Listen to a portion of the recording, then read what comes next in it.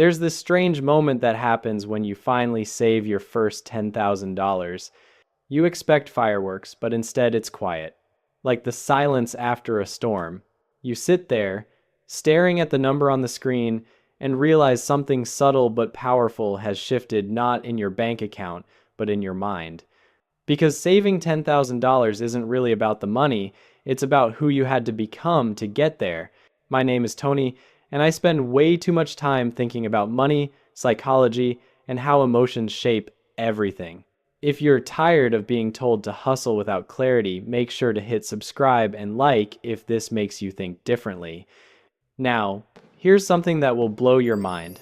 It's funny, most people expect fireworks when they finally save $10,000, but what actually happens is silence. There's this quiet moment where you log into your bank account, see that 5-digit number staring back at you, and for the first time in your life, you don't feel panic. You don't feel urgency.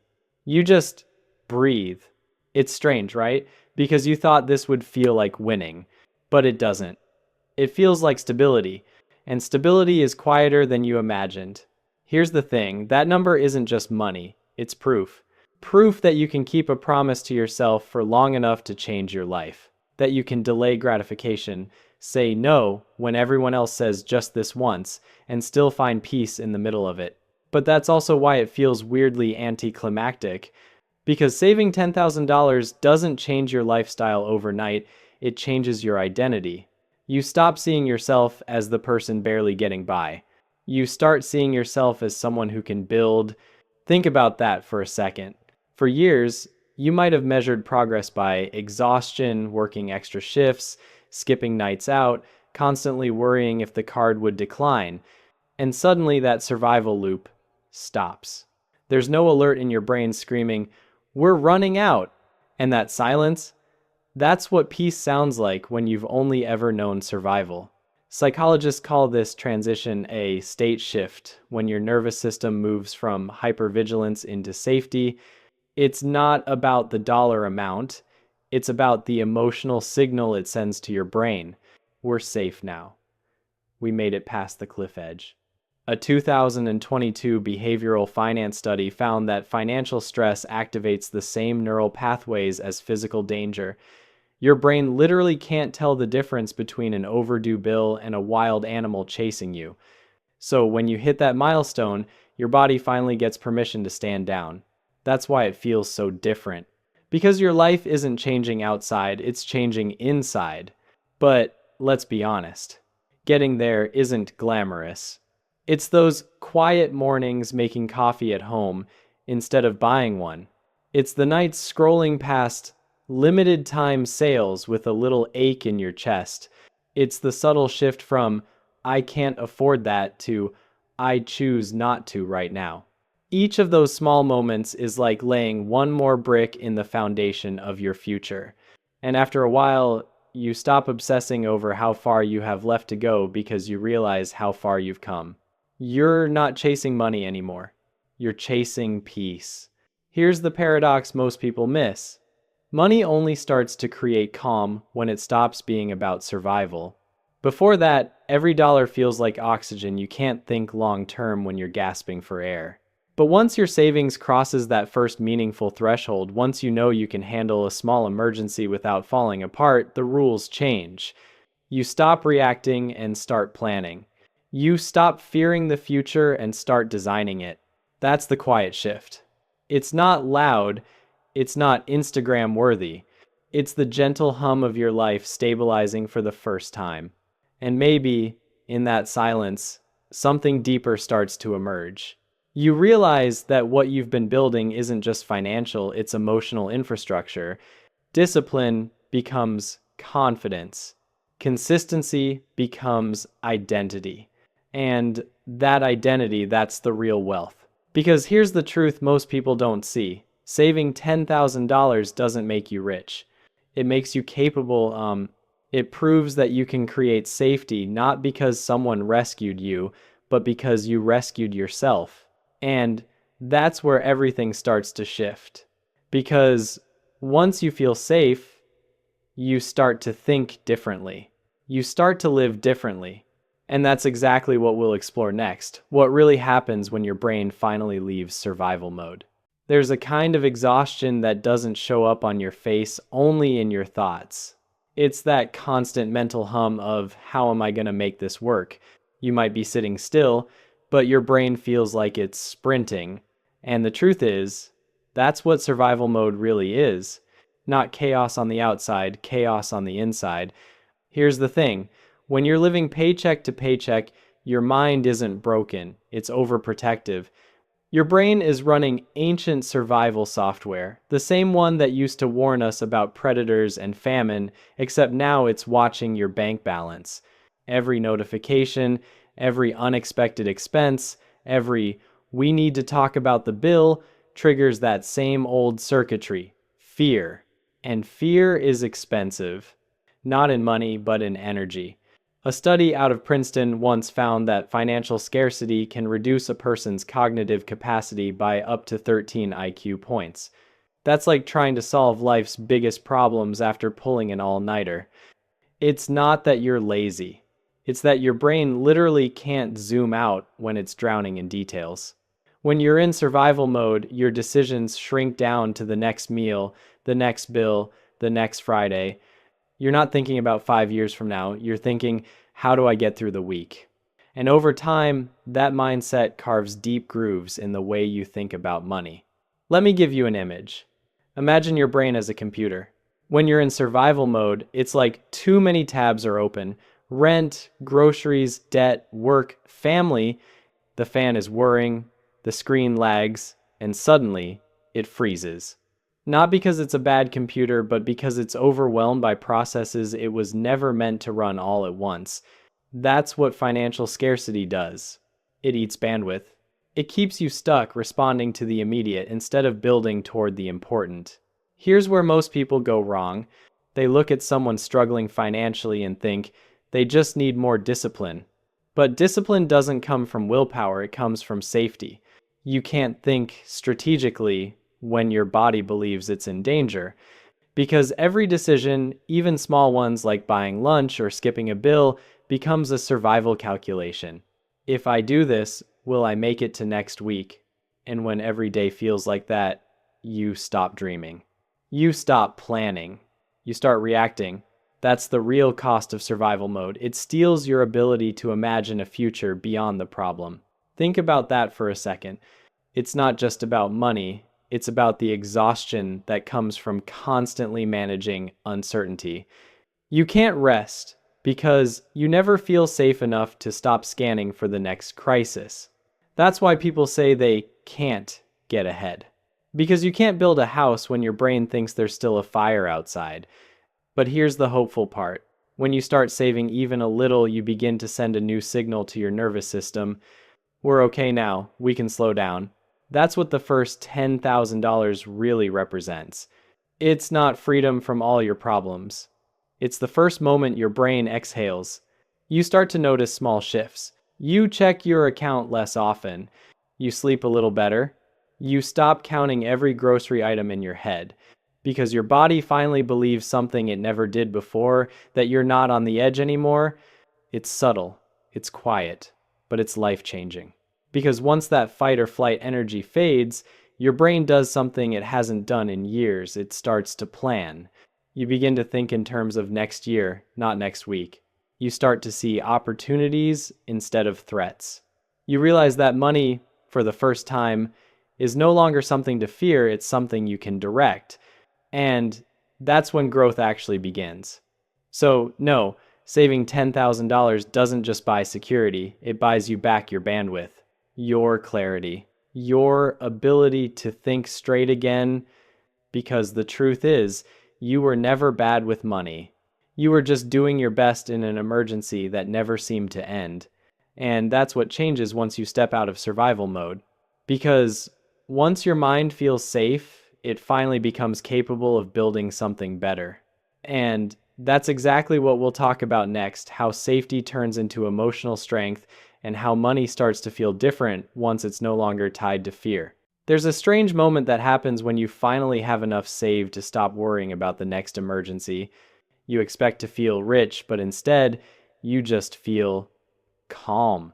It's almost unsettling at first, because for so long, your mind has been tuned to survival. You're used to counting every dollar, scanning every price tag, running mental math every time you touch your wallet. And now, for the first time, the noise quiets down. Here's the thing. Once you break free from survival mode, money stops being about consumption and starts being about safety. Not the kind of safety that comes from alarms or insurance policies, but emotional safety. The kind that whispers, you can breathe now. And that's the shift nobody warns you about. Because the goal isn't to have more money, it's to finally stop feeling like you're one mistake away from losing everything. See, when you're in financial chaos, every decision feels like walking a tightrope over a canyon. You're careful, anxious, reactive, one wrong move, and it all collapses. But when you build a small cushion, that first $10,000, that emergency fund, that little sense of control, something deep inside you rewires. You stop making choices out of fear. You start making them out of clarity. Think about that for a second. Fear-based decisions are defensive. They're short-term, impulsive, and exhausting. But clarity-based decisions, those come from peace, from knowing that even if something goes wrong, you'll be okay. And here's what's fascinating. Neuroscience backs this up. A behavioral study out of Harvard found that when people perceive financial safety, their prefrontal cortex, the part of the brain responsible for logic, planning, and creativity, becomes more active. In contrast, those under financial stress show heightened activity in the amygdala, the fear center. In plain English, that means when your money feels safe, your brain works better. You stop surviving and you start strategizing. That's why saving isn't just practical, it's psychological recovery. It's like your mind finally has the bandwidth to think, dream, and plan again. I like to think of it like building a house. When you're in debt or financial chaos, it's like building on a cracked foundation. Everything above it feels unstable. No matter how nice the walls look, there's always this underlying sense that it could all crumble. But when you build financial safety, you finally pour a solid base. You're not decorating panic anymore, you're constructing peace. And peace doesn't always look exciting. It looks like fewer arguments over money. It looks like taking a breath before a big purchase. It looks like being able to say no, not because you're broke, but because you're free. Here's something people rarely admit. Financial peace is boring. And that's the beauty of it. It's the kind of boring that feels like walking through your home and realizing everything works, the lights turn on, the bills are paid, the fridge is full. It's not glamorous, it's not loud, it's just steady. And that steadiness becomes emotional armor.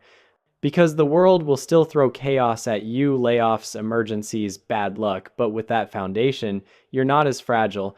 You bend, but you don't break. And here's the hopeful part. This calm becomes addictive, not the dopamine rush of spending, but the deep satisfaction of security. You start protecting your peace the way you once protected your paycheck. You realize that money doesn't have to buy happiness, it just has to remove fear. That's the real transformation, not financial independence, but emotional independence. The moment when panic no longer runs your life. Because once you've felt that kind of calm, you'll never want to lose it again. It changes the way you see everything, your work, your relationships, your time. You stop asking, can I afford this? And start asking, does this align with who I'm becoming? And that's where things really start to evolve. Because once safety gives you clarity, your choices start to expand. And that's exactly what we'll explore next. How financial calm turns into confident decision-making, and why every no you learn to say becomes a doorway to something bigger. It's subtle at first. You don't wake up one morning and suddenly feel like a different person. But the shift begins in small ways, like realizing you don't need to check your bank account before buying groceries. You stop moving from urgency. You start moving from choice. That's the quiet power of having a cushion. See, when you're finally out of survival mode, something really interesting happens. Your decisions slow down. You stop reacting to life and start responding to it. And that difference between reaction and response changes everything. You stop saying yes out of fear. You start saying no out of strength. Think about that for a second.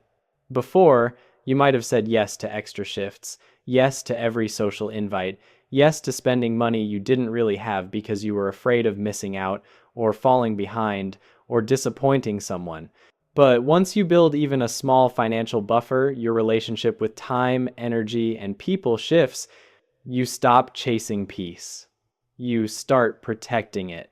Here's the thing. Scarcity doesn't just shape how you spend money, it shapes how you see yourself. When every dollar feels scarce, you start to believe you are scarce too. Your attention, your time, your worth, all of it starts to feel like it belongs to someone else. But when that financial margin shows up, that story starts to rewrite itself. You begin to realize, wait, I actually have options. And options are what freedom feels like. A behavioral economist named Sendil Mullainathan once described it perfectly. He said that poverty isn't just a lack of money, it's a tax on mental bandwidth. When your brain is always juggling overdue bills or unpredictable paychecks, it's operating in crisis mode. But once your basic needs are secured, your brain reclaims its capacity to plan, to imagine, to strategize, to say not now without guilt. You start thinking in months, not days. You start setting boundaries not because you're cold or distant, but because you finally have clarity. And clarity, more than anything, changes the way you move through the world. Let me give you a visual. Before saving $10,000, your life is like driving through a storm with fogged up windows. You're tense, gripping the wheel, trying to see 3 feet ahead. Afterward, the storm clears. You can finally see the road. The car didn't change, you did. And once you can see clearly, your choices naturally get better. You buy things because they serve you, not because they distract you. You work jobs because they align with your goals, not because they're your only option. You start to choose rest, not because you're lazy, but because you've learned that exhaustion isn't a badge of honor. Here's where most people go wrong. They think money changes behavior. But in truth, safety changes behavior. Once you feel safe, you realize that calm actually feels better than chaos. That impulse purchases feel cheap compared to long-term peace. That validation from others doesn't feel as satisfying as the quiet confidence of knowing you're in control. You start valuing time the way you once valued money. And that's the beginning of real wealth, when your decisions aren't about survival or status, but about alignment. Because here's the beautiful irony. Once you have a little, you stop needing so much. You stop trying to prove anything. You stop chasing things that only made sense when you were running from fear. And you begin to understand something deeper, that freedom isn't the ability to buy whatever you want. It's the ability to walk away from what you don't. That's what $10,000 really buys you. Not luxury, not status, but breathing room, the kind that lets you say, I'll think about it, instead of, I have to. And once you start living from that place, that slow, steady confidence, your identity begins to rebuild itself, because you're no longer someone who's chasing control. You've become someone who has it. And that's where the real turning point begins, the moment when discipline transforms into identity. The moment where it's not about the money anymore. It's about who you've become because of it. And that's exactly what we'll talk about next. You know, that moment when you realize it was never about the money. That's the quiet realization that hits you somewhere around here when the number in your account hasn't changed much, but you have. Because it turns out, the $10,000 didn't rebuild your life. You did. You look back at the months it took to get here, the skipped nights out, the canceled subscriptions, the small no's that once felt painful but now feel like freedom, and you realize those moments were never about deprivation. They were about direction. You stopped reacting and started rebuilding. Not just your finances, but your sense of self. Here's the thing most people don't understand about saving. The real return isn't financial, it's emotional regulation. Every time you resisted the urge to spend for comfort, you were teaching your nervous system that you could sit with discomfort. You were showing yourself that calm doesn't come from control, it comes from trust. And that's why this moment feels so different. Because you're not just proud of the balance, you're proud of who you had to become to build it. If this sounds familiar, it's because so many of us start our financial journey from a place of shame for past mistakes, for debt, for not knowing better sooner. But the thing about shame is, it keeps you small. It convinces you that you're the problem when really, you were just doing your best with the tools you had. And slowly, through discipline and self-respect, that shame starts to melt into something else, gratitude. Gratitude for the person who fought to get you here. There's a study from Duke University that found people who create consistent saving habits experience a measurable increase in self-esteem, not because of the money, but because of the consistency. It's the feeling of following through, of keeping a promise you once thought was impossible. You start to trust yourself again, and that trust becomes the foundation for every decision after this one. Think about it like this. You spent years building your financial identity on scarcity, constantly trying to prove your worth through what you could buy or what you could avoid losing. But now you've built an identity rooted in stability. You've learned that peace doesn't come from buying more, it comes from needing less. You've learned that confidence isn't a feeling, it's a pattern. And you've learned that self-worth doesn't increase with your balance, it grows with your behavior. And here's the beautiful part. When you finally arrive here, the anxiety that used to live in the background starts to fade.